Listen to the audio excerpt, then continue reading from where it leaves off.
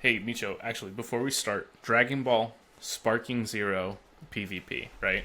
Dragon Ball Sparking Zero PvP. Yeah, say it in letters. Say it in letters, like spell it? No, like the abbreviation. Dragon Ball. So DBP. No. Wait. Oh, fuck, Wait. I knew it. What? Yeah. Dragon Ball Sparking. What do you mean? You're saying Sparking starts with an S, buddy. Dragon Ball. That's what I said. What did I say? P. Oh, okay. Wait. So there's D Dragon Ball DB Yeah. S Yeah. Z. Yeah. That's it. PvP. Where? No, Dragon Ball Sparking Zero PvP. I can't, bro. This is like doing equations in my head. So you want me to say all the letters? Is what you're saying? Yeah, I want you to try it. Okay. D B S Z P V P. Hell yeah. Dumb decisions. Meacho, you and I are probably only friends 6 years later because of a fighting game. Because of Mortal Kombat 11. We met each other, we worked together for 6 months, and we became friends, staying up till 3, 4 in the morning with our whole group of friends playing Mortal Kombat 11. You know, Mortal Kombat 1 didn't revive that sense of camaraderie amongst our friends, so I was really hoping that DBSZ PvP would revive that and bring back those late nights of us, you know, fighting for King of the Hill and who's going to get better. And I think it did to some capacity bring that back, but I don't think the game has quite clicked for me. So today we're going to talk about the PvP aspects of Dragon Ball Sparking Zero and whether this game is the one that's going to bring friends back together. So, Meacho, got a couple topics lined up for you. First thing I want to talk about is these character rosters insane. There's an absurd number of characters. 180? Yeah, dude. There's a lot. So, I think that creates this issue, and it's not necessarily a bad thing, I'm just calling it an issue, that it's kind of unbalanceable. Would you agree with that? I perceive this game to be unbalanced in the first place. I don't think there's a whole lot of balance in this game, and I think there's purpose to that. What do you mean by that? Not all characters are created equally. If you were to go play Mortal Kombat right now, yes, the characters are different. They have different moves, different attack patterns and combos, yada, yada, yada. But more or less, they're all equal. Like, if you tally up everything, their attacks are more or less going to do the same amount of damage. Or at least be closer to one another. Where in this game, an attack with Krillin and an attack with, like, Beerus, the God of Destruction, they're not going to have the same attack power. They're not going to have the same defense. They're not going to have the same HP. They're not going to have the same ability because there's so many characters and they're all meant to be different. Yeah, and I think that's cool because it kind of lends into this, you know, power aspect of Dragon Ball, like that whole concept. But I think it makes this kind of weird situation amongst friends. Like, for me, you know, in Mortal Kombat, you brought up Mortal Kombat. I could pick any character I want. I like Smoke, he's cool, he disappears. I can pick Smoke, you can pick whoever you want. We're sort of on even playing fields other than our skill. In Dragon Ball, I like Chatsu. No one can convince me that there's a better character than Chatsu. I get it that he sucks, he has no health, but I love him. Just everything about him. Well, here, wait, let me stop you. Chaozu does not suck. Chaozu is actually an extremely valuable character, both in the lore of Dragon Ball, especially in the beginning, and in this game, with the utility that he provides as a character on your team. Now, unless you are just a god, and you truly are unstoppable with this game, and those people exist, Chaozu probably isn't a best bet for like a singles battle. It's totally doable. I mean, the reality is you're at a disadvantage naturally because he doesn't have that much health compared to a majority of other characters, and that's really the biggest drawback. Yeah, and I think you're right. So Chaozu was a good example of these different, you know, niches that these characters can fill and these different purposes. Even if they're not the strongest character, there are definitely some advantages to the stronger characters, and I think that it creates this really interesting point that Pharaoh actually brought up, and that is self-regulation. You know, right now Pharaoh is a phenomenal player. He's much better than I am by miles, but he's beaten me a lot too.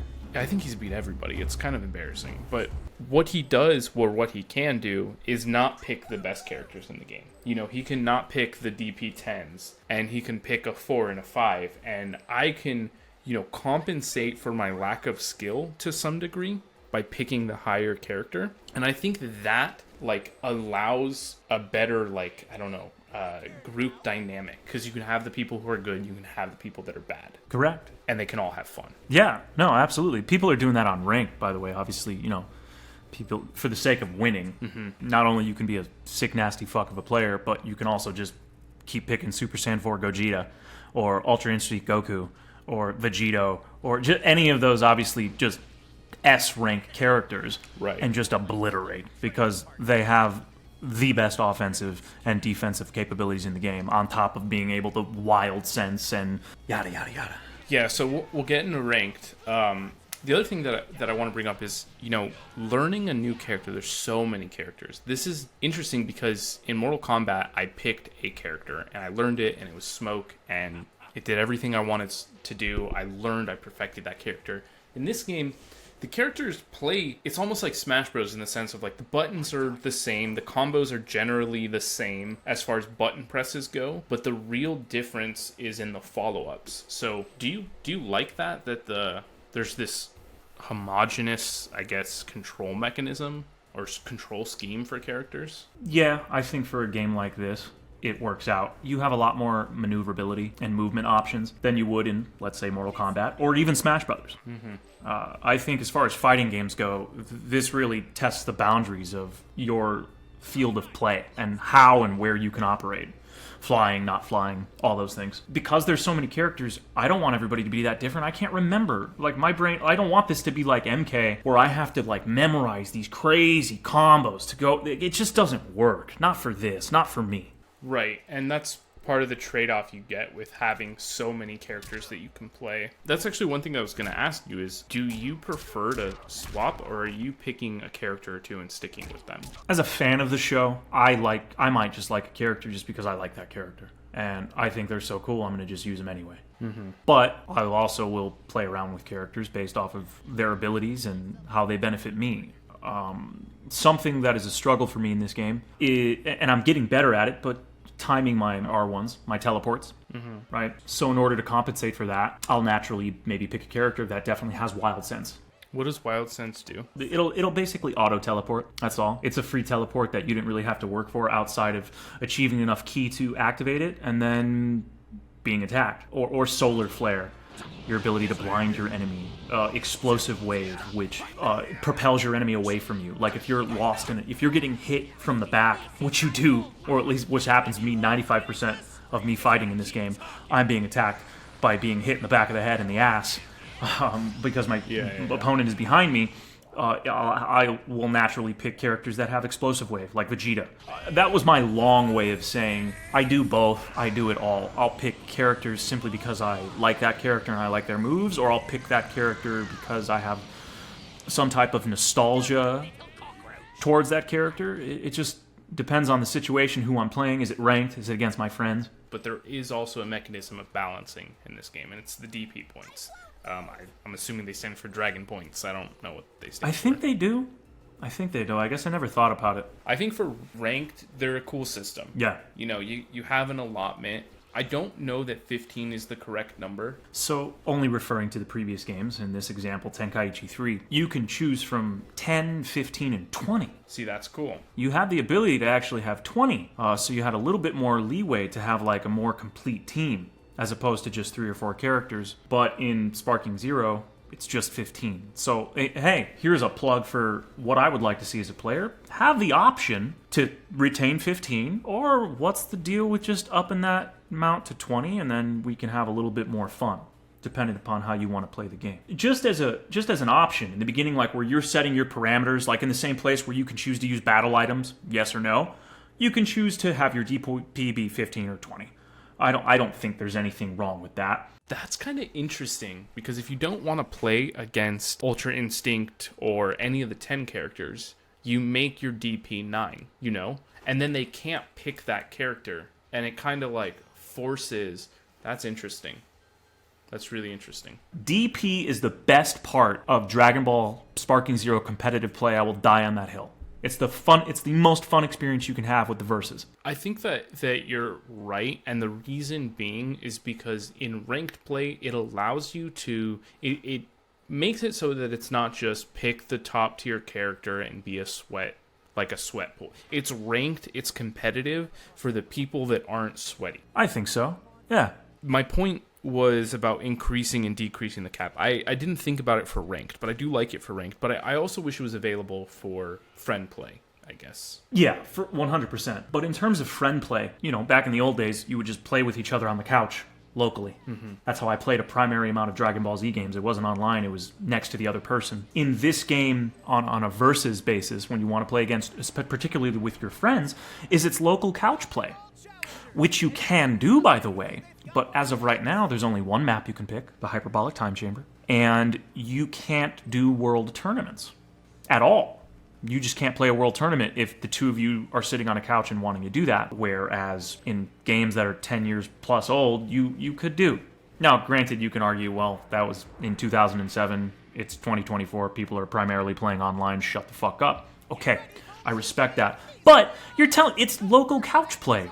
I feel like that's so easy to do. Why can't we play with all the maps, and why can't we play on a world tournament? I don't think that's asking too much. I guess another issue that I have with playing with friends is there's some kind of bug going on that when you're in a King of the Hill, when you're the king, you select a character, and the next time you are the king, it'll pick, or your character or set of characters, whatever it is, it'll pick those characters for you. Like, that's your team, right? Yeah. But if you lose and then you go to training mode, you have to pick you have to pick your team again, right? Correct. And then if you go up against the king, you have a whole new team again. So it's like you're constantly kind of having to pick characters, and I would like to have some kind of consistency there. Or, more so, hear me out and let me know what you think about this. Give me presets. Oh, yeah, dude. Absolutely. Absolutely. Like, you can do customs, which would be awesome. And I guess that's what I'm really asking for.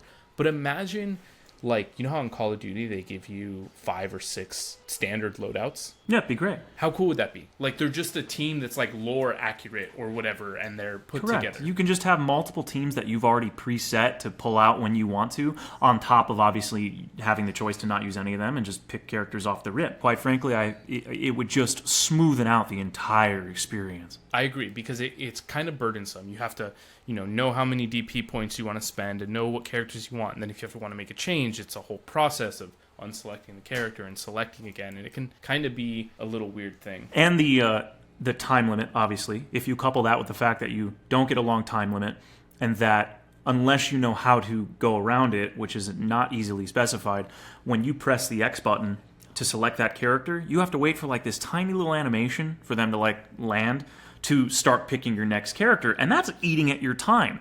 Fun fact, in order to get away with that, instead of pressing X to select the character, press R1 or L1 to just switch tabs to the next character, and you will forego seeing that animation. Oh. So you can pick your team quicker. Basically, never use X. Just use R1 and L1 after you're hovering over the character that you would like, and then just press the square button to start battle. Wow, I didn't know that. Thank you. Truly, thank you for listening. I have a passion for this game, and I think Render is starting to develop one. There's a lot of things to talk about. It's a fun time. It's bringing friends back together, at least in our case, to enjoying competitive, large lobby plays more than we ever have in a long time. I hope that's happening for all of you. I hope the people that are playing this game, you're enjoying it. And if you are, tell us about it. Do you agree? Do you disagree with any of the things we said? Do you find it interesting? Either way, just make sure you hold on, cut this part. I'm trying to think of a witty way to end this. Do we end it witty? Make sure you wash your ass. Hello and welcome to Dumb Decisions. Dumb decisions. Dumb decisions. Boy, am I making a lot of dumb Decisions. Dumb. Dumb. Dumb. Ooh, decision.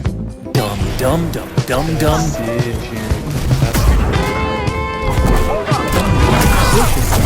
Stupid ass moronic dumb.